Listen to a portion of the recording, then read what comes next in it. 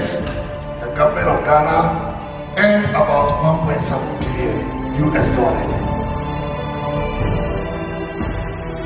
When you go to sea, you see this dirty a lot on the sea, so you can't even net when you see fish.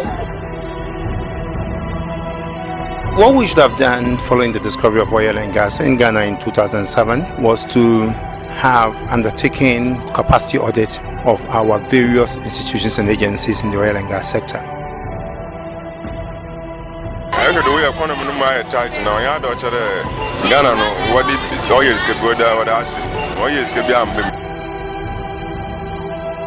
As far as I'm concerned, the real militants in the Niger Delta are the politicians, they are the governors in the Niger Delta, they are the senators in the Niger Delta, they are the politicians. Why can't we leave some of the oil block for future generation rather than farm them out to so-called investors who are not Ghanaian? Yes, sir. I've got the CEO on board, 5 passengers total. We should be on the rig in about 5 minutes. No problem.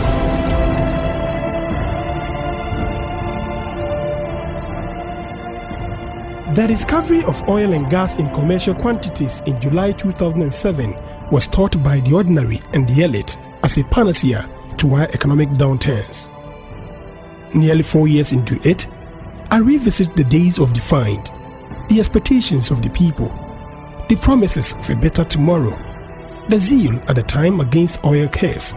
Then, compare it to today and attempt to give a voice to the silent voices whispering somewhere from the west. My name is Obrempong Yaw Ampofo, and I will pay particular attention to institutional capacity in the oil and gas industry and how they can ensure a better tomorrow, all in the name of escaping shattered dreams. This is Cluster 4. Do you read me? We read you, Copter 4. I should be touching down in just a few minutes. Millions of the then Ghana city had been pumped into finding oil prospects somewhere west Cape 3 Point in the western province for years. Halfway into 2007, group efforts of George Owusu's EO Group, GNPC, and Cosmos Energy discovered in commercial quantities oil and gas deposits offshore Ghana at where it was going to be known today as Jubilee Fields. The news brought so much joy to Ghana, at least as I witnessed on the streets of Sekindi and Takoradi.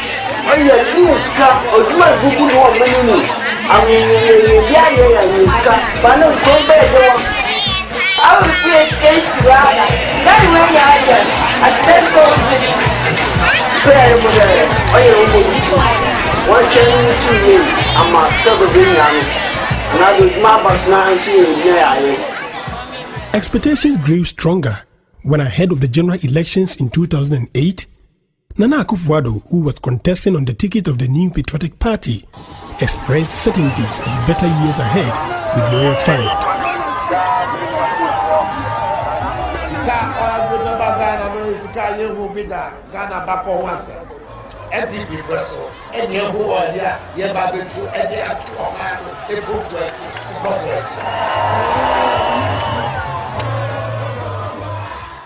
At about the same time, the promises were no different from the camp of late John Mills, who was then in opposition.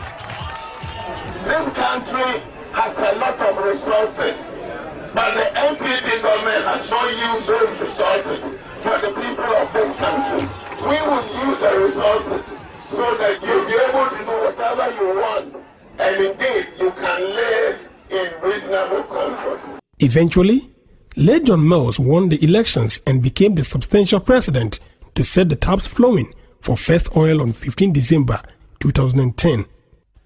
My brothers and sisters, today, Wednesday the 15th of December 2010, is a special day in the lives of Ghanaians. Today, we are pouring out our first oil from the Jubilee field, and we must give thanks to God for giving us this natural asset. And we must rejoice that after a long wait, the day has come. But it also means hard work for us. It means that we are assuming very serious responsibilities. And especially for those of us in leadership positions, we must ensure that the oil is a blessing and not a curse. As we celebrate, let's ponder over the responsibilities that we have to assume. Let's ponder over what we have to do to help Mother Ghana build a better Ghana that we shall be proud of. Let us remember that those of us living now are trustees for the future generation. What are we going to leave the future generation? With that declaration, all was set for expectations to materialize. Cape 3 Points became a household name in Ghana. Anyone who hears the name thinks about Ghana's oil. When the announcement of the striking of oil was made, the people here rejoiced. The reason was one: at least the town, and to a large extent the region, will see the needed development. The people of Cape 3 Point have been abandoned for long and thought this was their moment of glory. But nearly 4 years down the line, my visit to the town shows no improvement.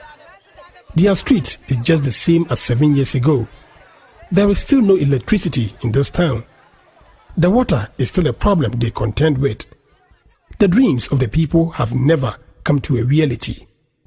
Kweku Inisa is a 27-year-old man who has lived all his life in this town.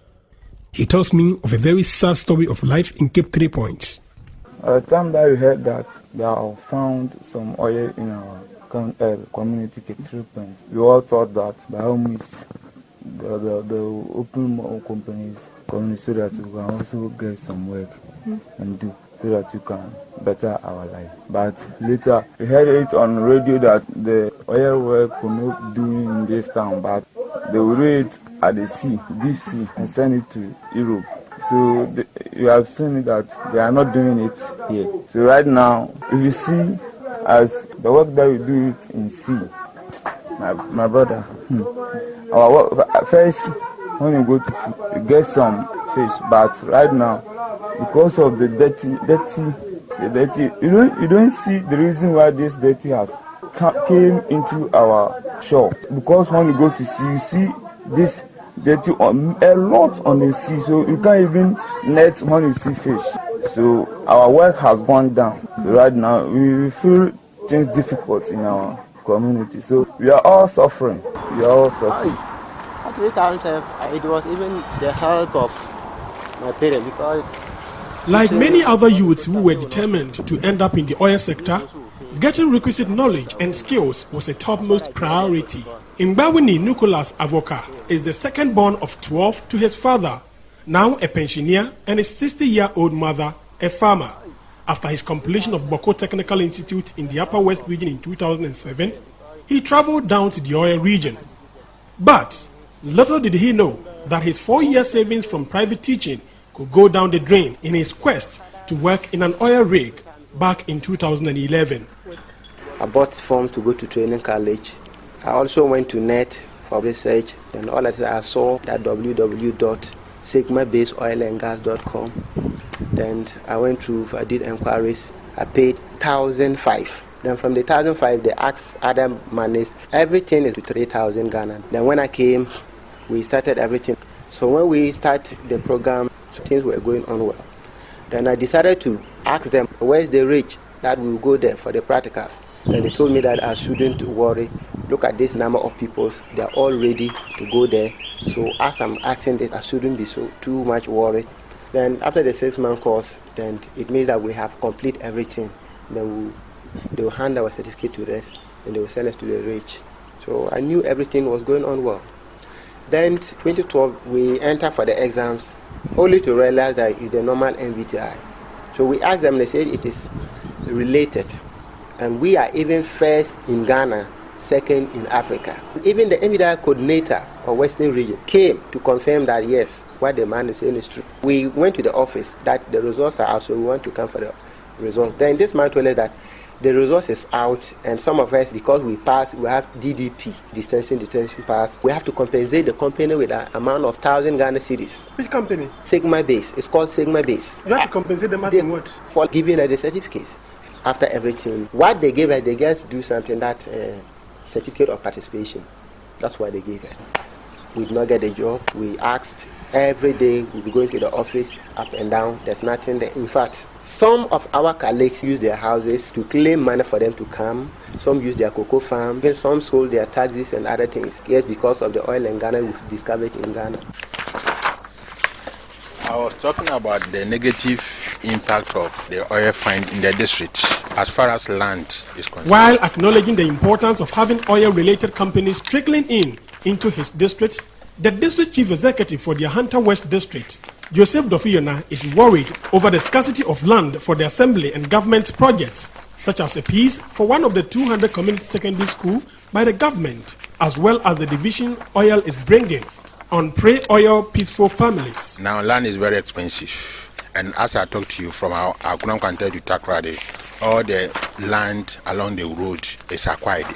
Then the families who are owning land in the district are also not prepared to lease land for the assembly and for government projects. And I can cite examples that and something that I don't want to talk about, because and if we are not careful, there will be a time that the assembly will not get land to do its work. As I talk to you now, this has resulted in serious land litigation. We have a family that is divided into 2 or 3, and each faction is leasing land to individual developers, that same piece of land to different people, which is something that if we don't do anything about it, we need to get support of RCC to help us deal with this situation.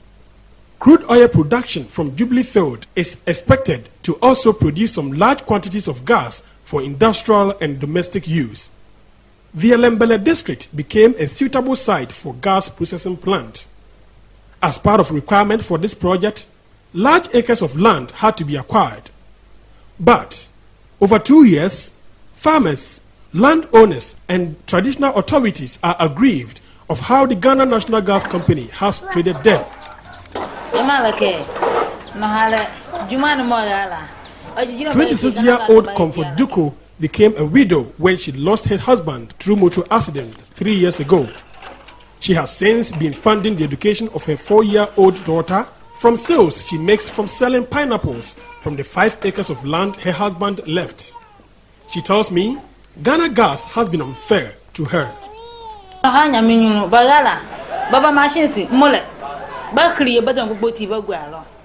She had 5 acres of land, and when Ghana Gas came, they cleared the whole land while she was not even around. And when she spoke about it, they said she has broken a rule of the society, because why should she dare to come and then talk about her land? They went to Ghana Gas, they discussed, and then finally they paid part of the money that they were supposed to pay her. The other half, the excuse given was that they said their computer didn't record the other acres of land.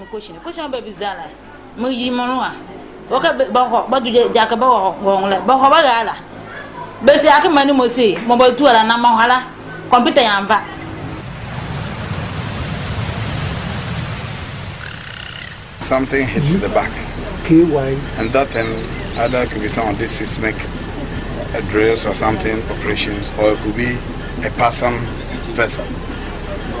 And from the way it died by internal bleeding, from the way you saw the color of the blood. And you could see that the vertebral column. While 4 of the 6 coastal districts in the region were still pondering over what might have caused the death of over 20 whales since 2009, they are now faced with containing the unfriendly stench emanating from large quantities of sargassum washed ashore. Mike Abaka Edo is a fisherman and lives in Azim in the Nzima East municipality. He tells me stakeholders are doing little to unravel the cause. Nothing has been done about it. The Ghana National Canoe Fishermen Council Axim branch wrote to Talo, copied to Environmental Protection Agency, Fisheries Department, some of the regulatory agencies about the emergence of Sargassum. The Regional Council of the Ghana National Canoe Fishermen Council also wrote another letter to that effect. They said they will come and see, but what they said was they can't guarantee that it is as a result of the oil exploration that has brought about this thing.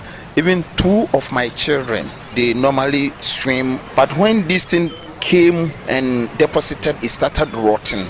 At a point in time, two of the children came home crying that they are having some scratches, small chicken pox all over the body. So I thought of sending them to the hospital. Have you ever witnessed large quantities of the weeds coming ashore? I've been in Axim for about 24 years, but once in a while, getting to the raining season, you will see these weeds, very small quantity coming ashore. Immediately after the raining season, you won't see anything of this sort for the past so many years. It was the onset of this oil exploration that this thing has been coming on a regular basis.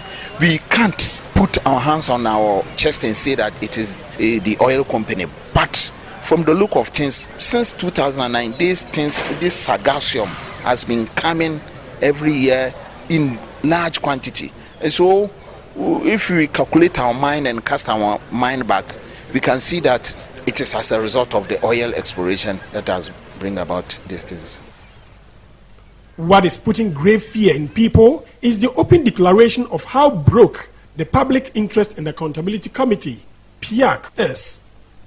Ishmael Ajakumihene, member of PIAC, says the committee only exists on the commitment of its members instead of funds from the state, and we are likely not to see the benefit of the oil as a people.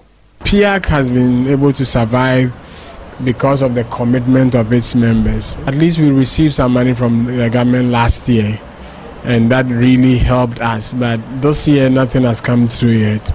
Even though there are several letters that we've received showing that some allocations have been made, we haven't received anything as yet, and that has really affected our work this year. What we have found, and that's a concern to PIAC, is that virtually every sector listed in the Act has benefited from the ABFA, and there are about 12 of them. So that's an issue that as a people we need to interrogate closely. We can't continue to spend the oil money based on medium-term development strategies that are practically the manifesto of political parties. My brothers and sisters, as we celebrate, let's ponder over the responsibilities that we have to assume. Let's ponder over what we have to do to help Mother Ghana build a better Ghana that we shall be proud of. Let us remember that those of us living now are trustees for the future generation. What are we going to leave the future generation? Little did John Mills know that the chief scribe of the National Democratic Congress, Johnson Asiedu Nketia, who was present when he was delivering this speech in Takoradi, had a different mindset. In this current situation that we find ourselves in, it doesn't make economic sense to be keeping any money called heritage funds, because the heritage fund, which is a percentage of our oil revenues, is kept outside the country. The interest it is bringing is around 1%, 1.5%. Why should we go borrowing this same amount from the international finance institutions at a rate of about 5%, 8%, and so on, when our own money is being kept by somebody and is paying 1.5%? It doesn't make sense. It doesn't make sense, he says. At an oil and gas conference in Takoradi, organized by Star Ghana in 2013, the executive director of the African Center for Energy Policy, ASEP, Mohamed Amin, also revealed another technical strategy that defeats the wisdom of the developers of the local content bill, now an act. Most of the local Ghanaian companies that are on petroleum licenses are carry-over companies. They do not contribute any cash into the development of the oil flows. The international oil companies carry them over, finance their cash calls. And when there is discovery, that is where the issue is.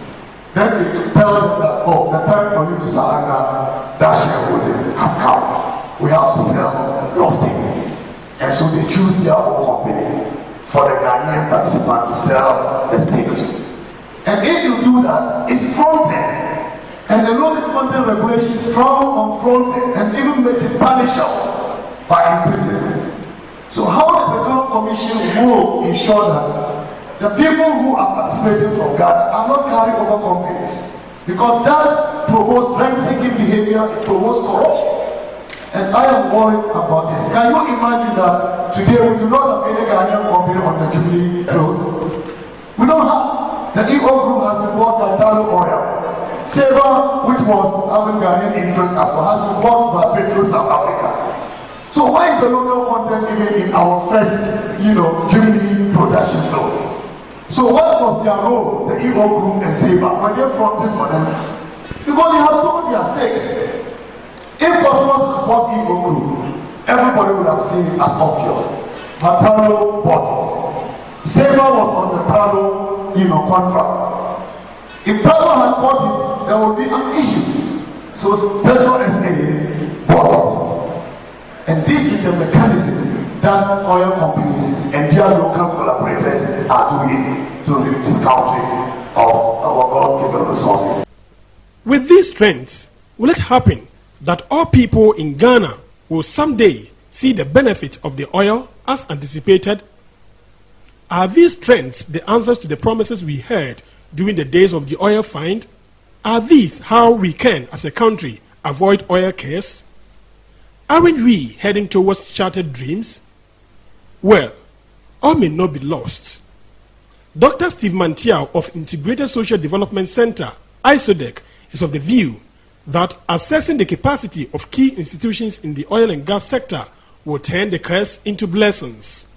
You see, what we should have done following the discovery of oil and gas in Ghana in 2007, and as we went into preparation towards production in 2008 with the first Oil for Development Conference held at Gempa in February that year, was to have undertaken a skills audit or capacity audit of our various institutions and agencies in the oil and gas sector, identify the gaps and develop a plan for bridging the gaps. We didn't do this. And I quite remember that we got some grant from the Norwegian Oil for Development Program. In the first year, it was about $5 million or so, and it was for building capacity of relevant agencies in the oil and gas sector. I'm not too sure how that grant was spent and what it was used for. But I quite remember on a visit to Norway where myself, Honorable Moses Asaga and Professor Amoakotofo went on a fact-finding mission ahead of the preparation of the Petroleum Revenue Management Act. We discovered that the Oil for Development Program was not covering some of the key institutions in the sector, particularly the Ghana Revenue Authority and the Environmental Protection Agency to a very limited extent. Emmanuel Kuyoli from Oil Revenue Watch identifies the effect of the flaws in state institutions and suggests resourcing them as a solution. For me, what is important is the institutional capacity issues. But if your institutions don't have the capacity to be able to carry out the necessary investigation that is required and to be able to then trigger the necessary penalties, it doesn't help anybody. State institutions cannot relegate their responsibilities to civil society. I think it's very, very important. I know that civil society, I've been in civil society for so many years, civil society has a role to play, but if we get to a point where government and government institutions begin to see civil society as the one to govern the state, we are heading for chaos. We should not be advocating for a situation where civil society replaces the state and state institutions. Our role is to make sure that we complement their efforts and keep them on their toes to do the work that they are supposed to do. I don't think that the omission in the law for companies not to have done a fisheries impact assessment, the commission needed money to identify that omission. I don't think so. This is a very clear example of where we have an EPA which responsibility is to make sure that they can conduct a research and ensure that if there's spillage, we can find the companies. It's in the law. But in this case, there was a report and the company disputed it and said, we don't agree with your conclusions. It just tells us that we need to make sure that all those institutions, EPA, Fisheries Commission, whatever commission that is supposed to do its work, we put the resources there, make sure they have the capacity to be able to deliver. On the contrary, Dr. Steve Mantiel says there should be independent auditing and assessment of previous capacity building grants to Ghana by foreign donors. The point about lack of capacity, lack of logistics, yes, is real. But I would not go out of my way to call for the injection of more resources into these agencies, because I'm also aware that the World Bank has, under a capacity building support to Ghana, extended a credit facility to the tune of about $35 million. It is important to assess the impact of all these capacity building supports that we are receiving, and then identify what the gaps or the differences are, and then we can see how we leverage resources to bridge this gap. Back in 2008, when the first oil and gas conference was held at Gimpa in February, the invited Science and Environment Minister of Norway, Erik Solheim, in his speech, also provided one solution. What is exactly the resource curse? Number one problem with raw materials is that it tends to establish an enormous cash machine for politicians like myself, which we can use for whatever need a politician may have. Problem with that is that it tends to make the politicians lazy in the sense that they don't have to invest in education and all the other aspects of development, and they don't need to make a proper tax system. Simply they can replace this oil cash machine for normal hard work and development. That is the number one danger with the resource curse. Our philosophy in Norway is that the oil revenue belongs to the people of Norway, not to anyone else. And I would suggest that the oil revenue of Ghana belongs, pure and simple, to the people of Ghana, no one else. What we have felt back home served us best was to invite international capital in. But we want to tax them as much as possible. They should have conditions so that they stay on, but not 1 pence more than that.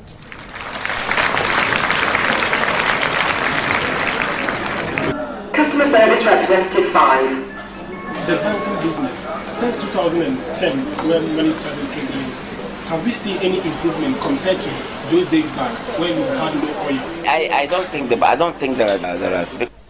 John Brace is a CEO of a private bank in Takoradi. According to him, the local banking industry is not seeing the benefit of the oil.